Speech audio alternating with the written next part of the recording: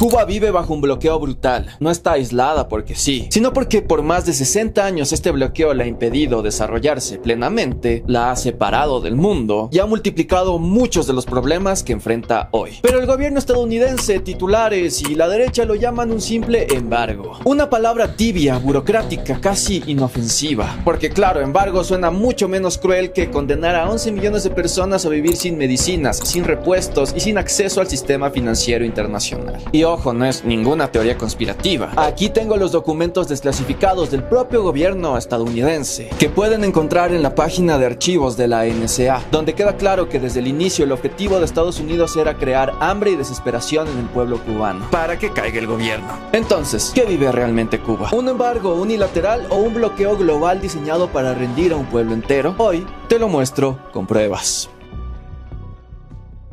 Bajo la dictadura de Fulgencio Batista, Cuba era poco más que un casino y un burdel al servicio de las mafias y corporaciones estadounidenses. El 70% de las tierras fértiles estaban en manos de latifundistas y empresas extranjeras. 1 de cada 4 cubanos era analfabeto y la miseria convivía con el lujo obsceno de la Habana nocturna. En 1959, la revolución derrocó a Batista y Fidel Castro llegó al poder con un programa claro: nacionalizaciones, reforma agraria y el fin de la vieja élite criolla subordinada a Washington. Y claro, como era de esperarse, la reacción estadounidense fue inmediata. En 1960, Eisenhower recortó la cuota azucarera, la principal fuente de ingreso de la isla, y suspendió exportaciones como represalia por la expropiación de compañías norteamericanas. 2 años después, Kennedy firmó el embargo total. Cuba quedaba sin acceso a su socio comercial histórico, sin financiamiento internacional y con sus activos congelados en bancos de Estados Unidos. El objetivo estaba escrito en blanco y negro.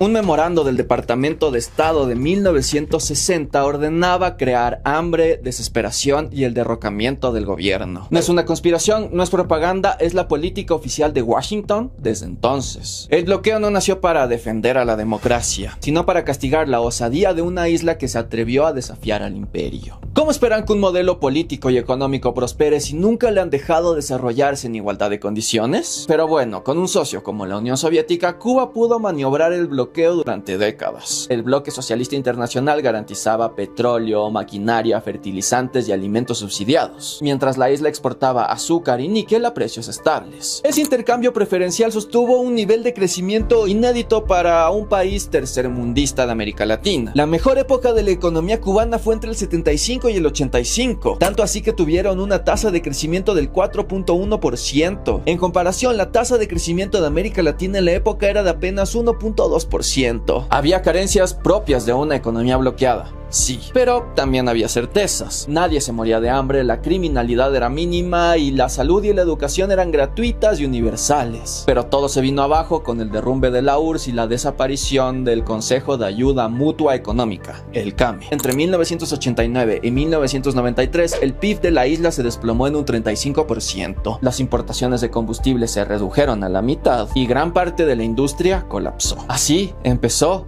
el periodo especial. La isla quedó a oscuras, apagones de más de 10 horas diarias, transporte paralizado, gente movilizándose en bicicletas y una dieta reducida a lo esencial, que provocó desnutrición y pérdida masiva de peso en la población. Y en medio de esta crisis, Washington jugó otra carta sucia de su guerra económica. Con la ley de ajuste cubano y la política de pies secos, pies mojados, cualquier cubano que lograra llegar a Estados Unidos recibía residencia automáticamente. A Washington no le importaban las condiciones del viaje de estas personas.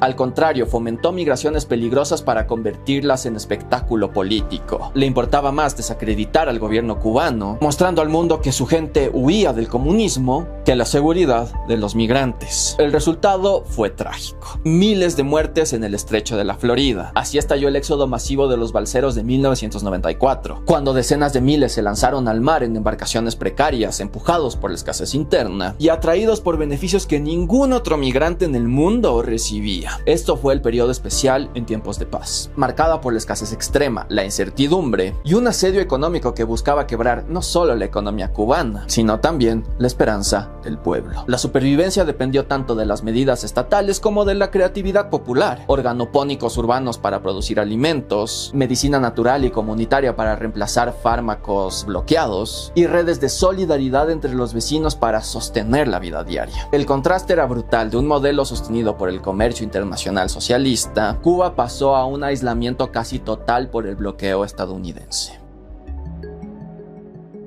Muchos repiten que lo de Cuba es solo un embargo, como si se tratara de una simple prohibición comercial entre La Habana y Washington. Pero esa idea es un engaño. Un embargo, en el sentido estricto, es unilateral. Bloquea únicamente el comercio directo entre dos países. Si fuera así, hoy Cuba simplemente no podría venderle azúcar a Estados Unidos ni comprar maquinaria y punto. Pero lo que vive Cuba es mucho más que eso. Es un entramado legal y financiero para asfixiarla en todos los frentes, impidiendo que cualquier tercero, un banco europeo, una naviera asiática, una empresa latinoamericana, se atreva a comerciar con la isla. Por eso no es un embargo, es un bloqueo. La clave es la extraterritorialidad. Washington no solo dicta lo que sus empresas pueden o no hacer, extiende sus tentáculos sobre el resto del planeta. El mensaje es brutalmente claro. Si haces negocios con Cuba, te quedas fuera del sistema financiero estadounidense. Y ningún banco serio en el mundo puede darse el lujo. Ejemplos sobran. El banco francés BNP Paribas pagó en 2014 casi 9.000 millones de dólares en sanciones por realizar transacciones vinculadas a Cuba y otros países sancionados. En el transporte marítimo, cualquier buque que atraque en un puerto cubano queda vetado durante 6 meses de entrar a Estados Unidos. ¿Quién se arriesga a perder el mercado de aún la primera potencia mundial?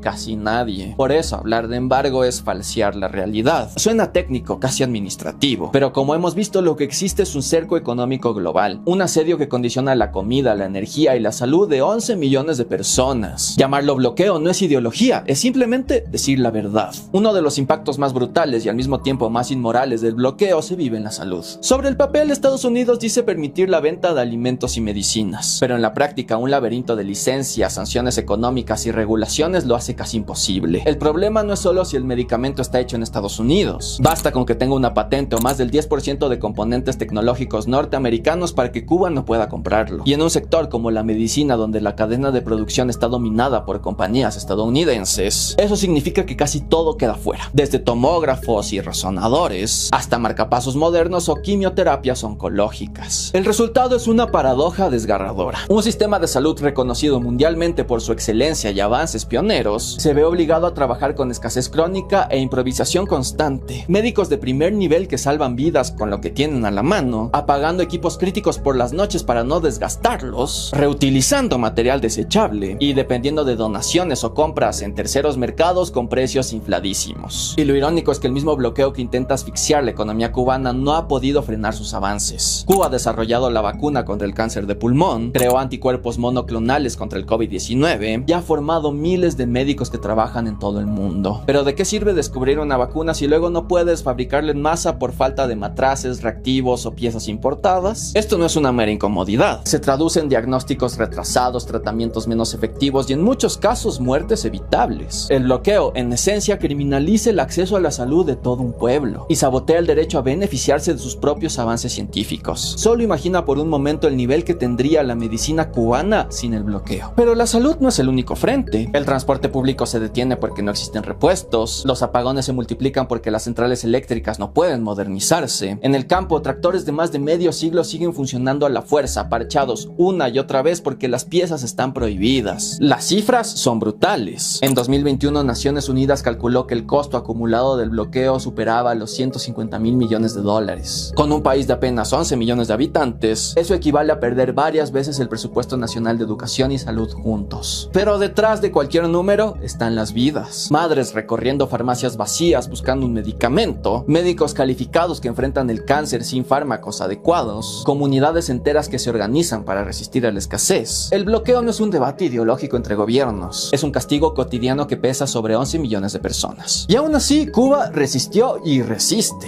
Y no solo eso, ha construido logros sociales únicos en América Latina. En 1961 erradicó el analfabetismo en tiempo récord. Hoy la educación es prácticamente universal desde la primaria hasta la universidad. En salud levantó un modelo gratuito y preventivo que compite con países ricos, esperanza de vida de más de 78 años, mortalidad infantil más baja que la de Estados Unidos y médicos de familia en cada barrio. Estos avances no nacieron de la abundancia, sino de decisiones políticas. Priorizar derechos básicos por encima de la lógica del mercado. Incluso en sus momentos más críticos, como el periodo especial, Cuba apostó por la ciencia y la solidaridad. Desarrolló vacunas únicas en el mundo y envió médicos a más de 160 países. Desde las campañas contra el ébola en África hasta programas comunitarios en América Latina. Pero bueno, guardemos sus avances para una parte 3 de éxitos del socialismo. Con recursos limitados, Cuba demostró que es posible resistir al aislamiento y aún así ofrecer alternativas concretas frente a la pobreza y a la exclusión, que todavía marcan a gran parte del continente.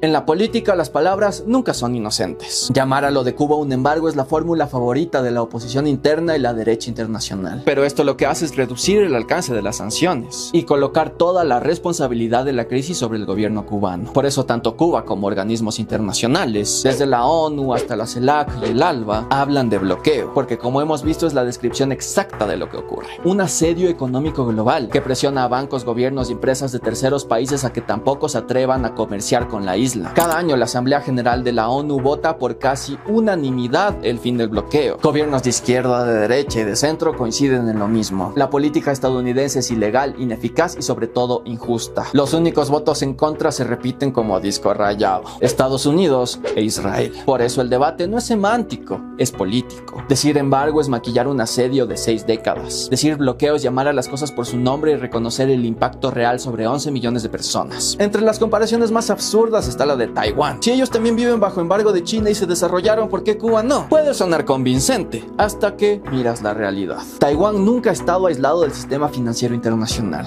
Jamás sufrió sanciones extraterritoriales y mucho menos fue expulsado del comercio con Estados Unidos. Al contrario, durante décadas recibió inversión, respaldo político y el paraguas militar de Washington. Las sanciones chinas no son comparables. Pekín limita ciertas importaciones y prohíbe inversiones directas, pero no castiga a terceros países. Un banco francés o una naviera panameña pueden comerciar tranquilamente con Taiwán sin miedo a sanciones. Las únicas sanciones extraterritoriales que ha hecho China es por la venta de armas a Taiwán, cosa que a Estados Unidos igual nunca le ha importado. Ponerle como ejemplo frente a Cuba no es solo comparar manzanas con peras, es comparar un país protegido por Estados Unidos con uno castigado por Estados Unidos. Decir Taiwán prosperó bajo embargo, entonces Cuba debería hacerlo, no es ningún análisis serio, es una manipulación política. ¿Sabes qué sería una comparación más honesta? Haití, otra isla caribeña, sin bloqueo encima, sin socialismo, y el país más pobre de América Latina. Haití es el espejo al rojo vivo de las falencias del capitalismo en la región. Pero curiosamente nadie le dice a los críticos del socialismo: entonces, ¿por qué no te vas a vivir a Haití, capitalista? Otra de las falacias que se escuchan es algo como: pero si son comunistas, ¿por qué deberían comerciar con ellos si no creen en el libre mercado? Que en realidad repite una confusión interesada. Elegir un modelo socialista no debe significar quedar fuera del comercio mundial. La mayoría de países comercian entre sí sin importar sus modelos políticos. Estados Unidos mantiene relaciones plenas con China y con Vietnam, dos países gobernados por partidos comunistas. China es uno de los principales socios comerciales de Estados Unidos, con más de 500.000 millones de dólares al año en intercambio. Cadenas de suministro enteras dependientes de fábricas bajo el control del Partido Comunista. Vietnam, después de una guerra brutal contra Estados Unidos, hoy tiene a ese país como su mayor mercado de exportación. Todo eso sin que a nadie se le ocurra decir que por comunistas deberían quedar aislados. El mito de la autarquía socialista es solo eso, un mito. Ningún país del mundo es autosuficiente. Cuba necesita importar alimentos, combustible, medicamentos y tecnología que no puede producir localmente. Negarle ese acceso no es castigar una ideología, es asediar la vida cotidiana de su pueblo. Y ahí está la doble vara. A China y Vietnam se les abre la puerta porque son mercados gigantes que benefician a las corporaciones estadounidenses. Cuba, en cambio, es demasiado pequeña, está demasiado cerca y es demasiado rebelde. Su bloqueo no es la aplicación de un principio económico, es un castigo geopolítico. La ironía es que quienes hablan del libre mercado para justificar el bloqueo se contradicen a sí mismos, porque el bloqueo no es libre mercado. Es el estado más poderoso del mundo usando toda su fuerza para prohibir y sancionar transacciones voluntarias entre Cuba y cualquier otro actor del planeta. Eso es hiperintervención estatal y cualquier defensor del libre mercado debería estar en contra. El comercio internacional no depende de políticas, depende del poder. Y el caso de Cuba lo demuestra. Se puede ser comunista y comerciar libremente con Estados Unidos siempre y cuando no desafíe su hegemonía. Cuba lo hizo y ese es el verdadero motivo por el que su pueblo lleva más de 6 décadas pagando el precio.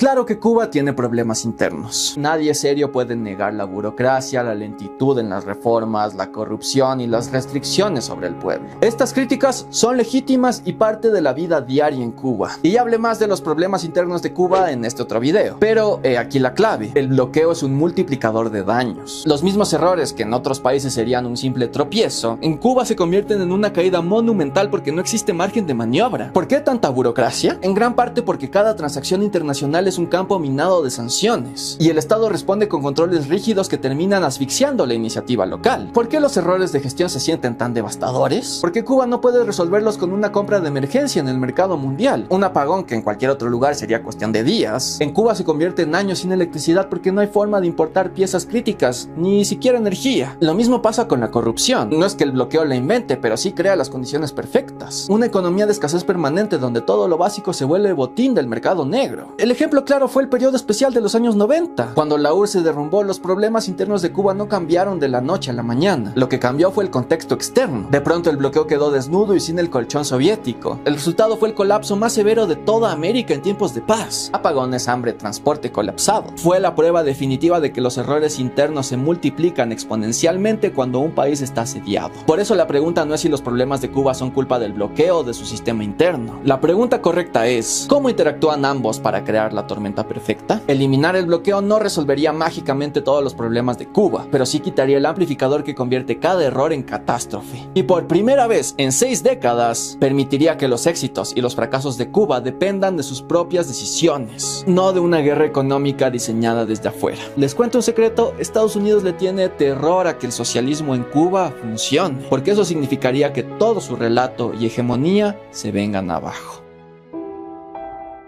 Hace más de 60 años escribieron un memorando en Washington que ordenaba provocar hambre y desesperación para rendir a un pueblo rebelde. 6 décadas después, 11 millones de cubanos siguen cargando con ese castigo colectivo. Sí, Cuba tiene sus errores, nadie lo niega, pero ningún país del mundo debería enfrentar un bloqueo que convierte cada tropiezo en una catástrofe. Lo paradójico es que, a pesar de ese cerco, la isla logró hazañas que muchos países libres de sanciones nunca han conseguido. Erradicó el analfabetismo, construyó un sistema de salud y educación gratuitos, envió médicos a rincones donde jamás llegó la ayuda internacional y desarrolló vacunas únicas en el mundo. Y eso no es propaganda, son hechos. Llamarlo embargo suena limpio, técnico, casi administrativo, pero lo que existe es un bloqueo criminal, un asedio económico que buscó quebrar la dignidad de un pueblo y no lo ha conseguido. Porque si algo ha demostrado Cuba es que se puede resistir a la escasez, a la soledad y al aislamiento, que se puede resistir incluso al odio de la potencia más grande de la historia y de millones de personas que defienden al opresor. Cuba es un pueblo aguerrido y su lucha sigue. Por eso en cada espacio y en cada oportunidad hay que alzar la voz por el fin del bloqueo. Solo así podremos ver por primera vez en 60 años de qué es capaz el modelo socialista cubano en igualdad de condiciones con el resto del mundo. Y créanme,